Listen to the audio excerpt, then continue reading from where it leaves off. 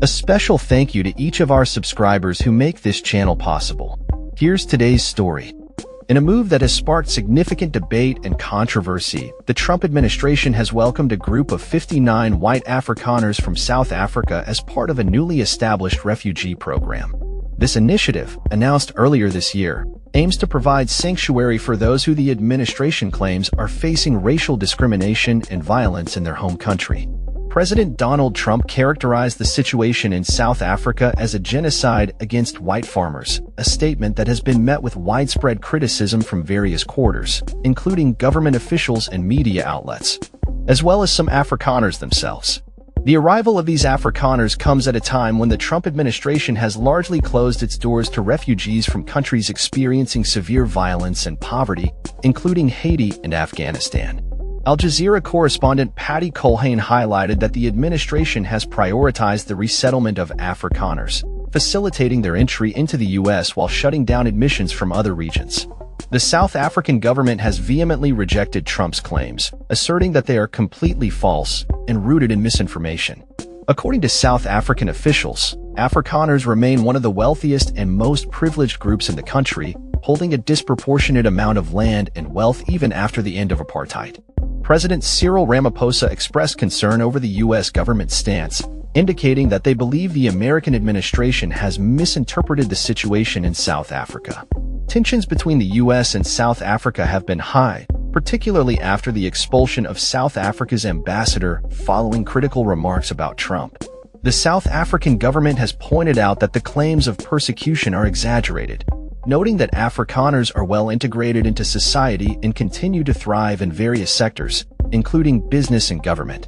The Trump administration's focus on the Afrikaner community has raised questions about the criteria used in refugee admissions, especially when juxtaposed with the treatment of refugees from other nations. Critics, including human rights advocates, have pointed out that the process to fast-track Afrikaners is unprecedented, as they are not among the most vulnerable populations worldwide. Bill Frelick, director of refugee policy at Human Rights Watch, emphasized that the Afrikaners arriving in the U.S. were not fleeing from refugee camps or dire circumstances, which raises ethical concerns about prioritizing their resettlement over those facing genuine crises.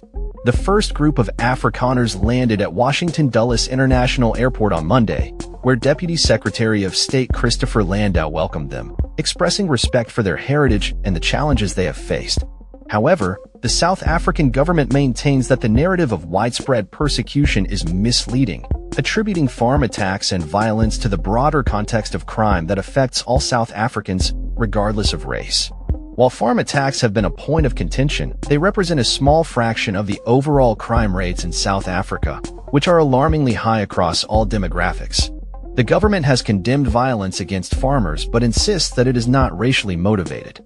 The Trump administration has also criticized South Africa's affirmative action policies, labeling them as discriminatory against whites. However, South African officials argue that these laws are designed to rectify historical injustices and provide opportunities for those who were marginalized during the apartheid era. The situation has created a complex narrative around race, privilege, and the historical context of apartheid in South Africa, as the U.S. continues to navigate its immigration policies.